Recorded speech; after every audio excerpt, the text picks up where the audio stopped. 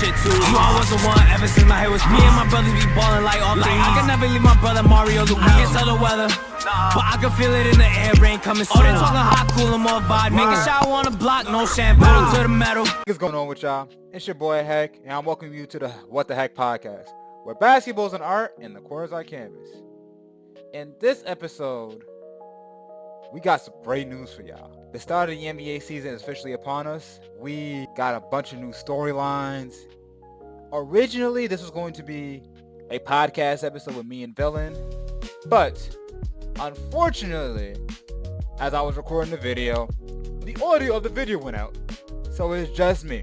Hey man, recording that video was such a struggle, man, oh man, I was going through the trenches. But you know what?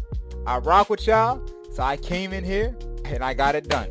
So we're gonna start off with my preseason surprises, teams to keep an eye out for, and my games to watch, and then we're gonna wrap it up. So let's get it.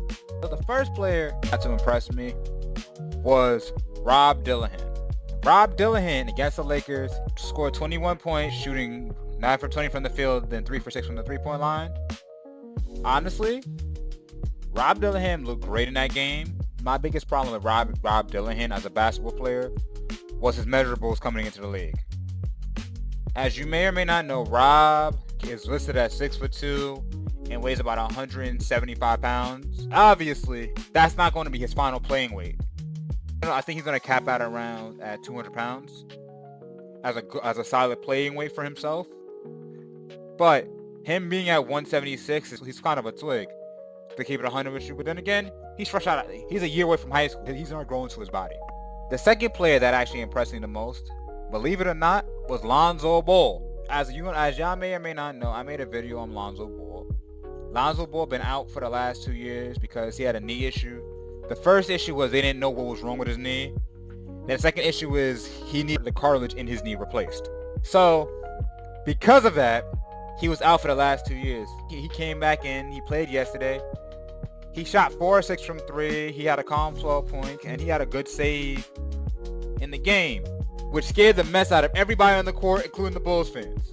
Overall, I'm actually happy to see Lonzo Ball back on the court because, believe it or not, bro, as much as I may sit there and rag on and be on certain players' heads, these guys are in a position where they're getting paid to do what they love to do, which is go out, get buckets, and enjoy the whole entire process. I don't wish injury on nobody, and I wish them much success. Now, I may be critical on them and as players, but it's okay for me to be critical on the art, not the artist. Now, the team that impressed me the most, believe it or not, is the Memphis Grizzlies. Ja Morant is back. The team looks better with Ja than without Ja. The other team that impressed me the most, the Lakers. I like the pen game and the action that JJ Redick is having that team run. It's going to be very difficult for JJ Redick to sit there and run an offensive set because LeBron was one of his players, and LeBron's going to sit there and has a very demanding stature. Meaning, if LeBron goes down the court and says, yo, nah, screw that set. We're going to run 1 full flat, pass me the ball on the block. They're going to help, and I'm going to hit the corner. Guess what? LeBron is doing he's the coach. You just got to listen to him. But I honestly want to see how well that JJ Redick is LeBron going to fall in line and let JJ Redick does? Is he going to help LeBron get easier looks or not? But that's besides the point. Let me know your opinions about this segment in the comment section below. Now let's go. Next, we got to go over teams to keep an eye out for. The team to keep an eye out for. Honestly, the Magic is a solid team to watch out for. Paolo Banchero, I think, is going to take the jump next year. I believe the Knicks, with all the acquisition and Karl Anthony Towns, they are the team to beat. If they can get a flow and learn how to mesh with each other, it's going to be a deep play. I think it's going to be a deep player fun. My only rule with Tom Thibodeau, do not overwork your starters, bro. This is probably our best chance of winning a championship. The last thing you need to do is have these guys play 47 minutes a game. This is not my GM, my guy. 3, the team I want to see is the Oklahoma City Thunder. The Oklahoma City Thunder has been making a lot of good, solid moves to improve their position and adding pieces to help Shea become the player that he's meant to become. Now, I don't know how talented Shea is going to be because Shea's going to do Shea things. He's going to average 30. Now, if Thunder win the front one seed, we got the one seed, we know Shea's going to get MVP, but that's beside the point. But it's going to be interesting to see how talented the Thunder becomes. 4, the Miami Heat. Heat coach is a thing. The Heat is always going to be a problem for any team that plays in the East, because they're going to come in there, they're going to be gritty, they're going to scrap, they're going to claw, they're going to fight, and they're going to earn every single W. They're going to make you earn every single W. And last but not least, we got the Boston Celtics. Jason Tatum and Jaylen Brown was heavily disrespected in the Olympics. I don't know if I said this on camera or not, but the Olympics, it's very difficult for stars to go into the Olympics, to go from being the number one option in the Olympics to becoming a role player. The only stars that are actually able to do it were guys like Devin Booker, because he was the fourth option on the championship team. Kobe Bryant, because Kobe Bryant only cares about winning more than anything else. Steph Curry, because primarily all of his game is all him being off the ball. And that's pretty much it. When you have a whole team full of guys who can score, and they're not used to taking a role or taking a back seat, it kind of messes with the dynamics. Hence one of the reasons why Jason Tatum didn't get that much playing time and was playing poorly. Hence one of the reasons why Derek White got the call over Jaylen Brown. But it's going to be interesting to watch. In the comment section below, let us know what teams that y'all want to watch out for. Next, we got games to watch. There's a lot of good games going on since the NBA season. I'm only going to discuss 3. The games that I say that is a must-watch, that are must-watch CB. The first one is going to be, Villen said this, is going to be Golden State versus the Mavericks. Obviously, the return games are all games to watch. I have them all circled. So, like, Golden State versus the Mavericks, Cat versus the Timberwolves, and Paul George versus the Clippers.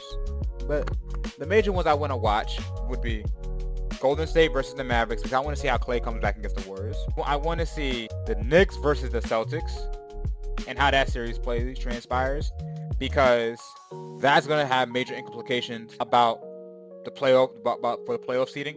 And it also will let us know, spoiler alert, Knicks and Boston are playing each other on opening day, and this one is going to let us know what type of team that the Knicks are contenders or pretenders, in a sense. The next game I have tuned in, I want to see OKC versus the Timberwolves. That matchup is going to decide the Western Conference. And finally, I want to see the Knicks versus the Bucks. Why I want to see the Knicks versus the Bucks? We've been forgetting about how, we forget how talented Giannis is. Giannis been out for the last 2 playoff runs with injury and poor play. It'll be interesting to see how, are the Bucks really that team, or are they washed? I don't know. It's going to be an interesting watch. Now, obviously, there's a bunch of ones I missed out on. An extra one will be any team that Ja Morant played, Ja Morant versus Shea, because I want to see if Ja Morant is really... There've been a lot of people disrespecting Ja Morant's name. If Ja Morant can get through the season healthy, I want him in the conversation, like he was in 2021, where he was an MVP candidate, where he was the reason why he put the city of Memphis on his back. But hey, let me know about your opinion in the comment section below. We're on to the next segment. This segment, we're going to go over my opening day predictions. How I'm going to do it is I'm going to give my predictions about who's going to win, and I'm going to sit there and give the Vegas, my belief for the Vegas odds. So, Knicks versus Boston. The Knicks is going to be playing Boston at the Garden. Not the Square, not MSG, but at the Boston Garden. Ring night. The Celtics just won their championship ring, so they're going to be on a high.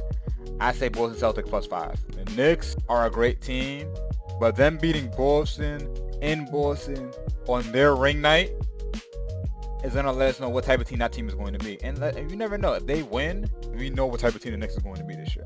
Next, Lakers versus Timberwolves. I got the Timberwolves winning +7. Honestly, Anthony Edwards is going to get more of a bigger role. I believe that LeBron, even though he's he's going to be 1 year older, the only thing I would generally be worried about is the Anthony Davis versus Rudy Gobert matchup. And honestly, I want to see how well that matchup is going to be. Timberwolves should be able to overcome that. So I got the Timberwolves winning +8.5. Heat versus Magic. I got the Heat winning +5. The Heat always been a solid team. They're gonna come back. It's gonna be a very difficult out, and I honestly believe they're gonna come here and show up and show out. Let's see. Next match: Bucks versus 76ers. The Bucks versus 76ers. I got the 76ers winning +5. If Paul George plays, I think they're gonna come use this game as a statement game to let us know how talented they are. But my biggest question is, Can Embiid guard Giannis? Not really. Can Chris Middleton get back to form where he was prior to his injuries? Then you got Brook Lopez, which is going to be a problem. That will be an interesting matchup for me to watch. Finally, the matchup that I think is going to be is going to be the most entertaining one. Of course, then there's Warriors and Trailblazers, which is really not really a needle mover. I think the Warriors are going to win in +5. I want to see +5.5. I want to see how well the Warriors play without Clay and see if Buddy Hield can take Clay's spot. But it'll be interesting to see. But let's go with the Clippers. Clippers versus Suns. I got the Clippers plus. I got the Clippers +5. Why?